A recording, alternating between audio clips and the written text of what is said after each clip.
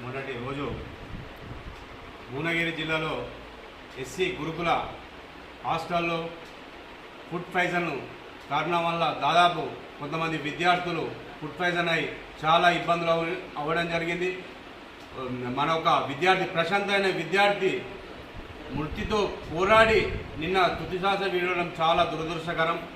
హాస్టల్లో ఆ వైభవత ఈ రాష్ట్ర ప్రభుత్వం తొంగి చూకపోవడం చాలా దురదృష్టమని మేము భారత రాష్ట్ర సమితి విద్యార్థి యువకుల నుంచి తీవ్రంగా ఖండించడం జరుగుతుంది.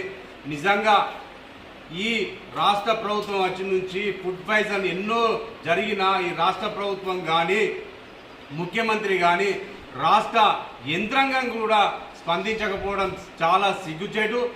నిజంగా వాళ్ళను ఫుడ్ పాయిజన్కి కారణమైన ప్రిన్సిపాల్ను శాశ్వతంగా ఉద్యోగం నుంచి తొలగించాలని మేము భారత రాష్ట్ర సమితి విద్యార్థి యువకుల నుంచి మేము డిమాండ్ చేయడం జరుగుతుంది.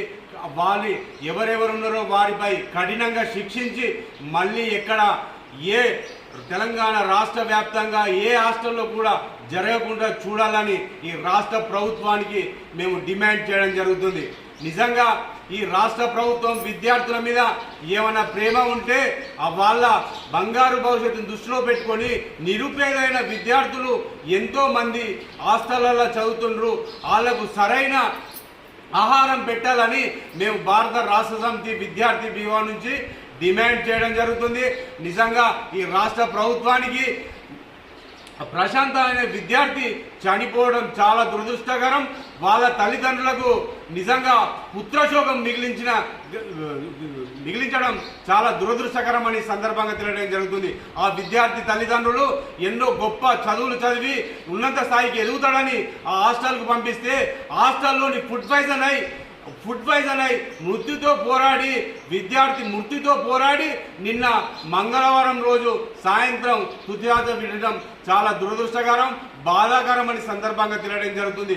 ఆ విద్యార్థి తల్లిదండ్రులకు విద్యార్థి కుటుంబానికి ఈ రాష్ట్ర ప్రభుత్వం 50 లక్షల రూపాయలు ఎక్స్ట్రా ప్రకటించాలని మేము డిమాండ్ చేస్తున్నాం. ఆ ఇంటిలో ఒకరికి ఉద్యోగం చూత ఇవ్వాలని మేము రాష్ట్ర ప్రభుత్వాన్ని డిమాండ్ చేస్తున్నాం. అయ్యా రాష్ట్ర ముఖ్యమంత్రి గారు మీరు స్పందించకపోవడం చాలా దురదృష్టకరం. విద్యార్థులు దాదాపు వారం రోజుల నుంచి ఫుడ్ పాయిజన్ అయిన రాష్ట్ర యంత్రాంగం ఏదో తూతు మంత్రంగా ఒక అధికారిని సస్పెండ్ చేయడం కాదు, నిజంగా ఎంతమంది ఉంటే అంతమందిని కఠినంగా శిక్షించాలి. అవసరమైతే వాళ్ళను శాశ్వతంగా డిస్మిస్ చేయాలని మేము భారత రాష్ట్ర సమితి విద్యార్థి యువకుల నుంచి ఈ రాష్ట్ర ప్రభుత్వాన్ని డిమాండ్ చేస్తున్నాం. లేకపోతే మీరు ఏ హాస్టల్లో అన్ని హాస్టళ్లలో మీరు విజిట్ చేయాలని మీరు కమిటీ వేయాలని మేము భారత రాష్ట్ర సమితి నుంచి డిమాండ్ చేయడం జరుగుతుంది. నిజంగా మీరు విద్యార్థుల మీద ఏమైనా ప్రేమ ఉంటే వాళ్ళ బంగారు భవిష్యత్తును దృష్టిలో పెట్టుకొని వెంటనే వాళ్ళ తగిన నాణ్యమైన ఫుడ్ అందించాలని మేము కోరడం జరుగుతుంది. నిజంగా మేము భారత రాష్ట్ర సమితి విద్యార్థి యువకుల నుంచి మేము రాష్ట్ర ప్రభుత్వానికి ఒకటే విజ్ఞప్తి చేయడం జరుగుతుంది. నిజంగా ఆ పిల్లగాడు చనిపోవడం చాలా దురదృష్టకరం.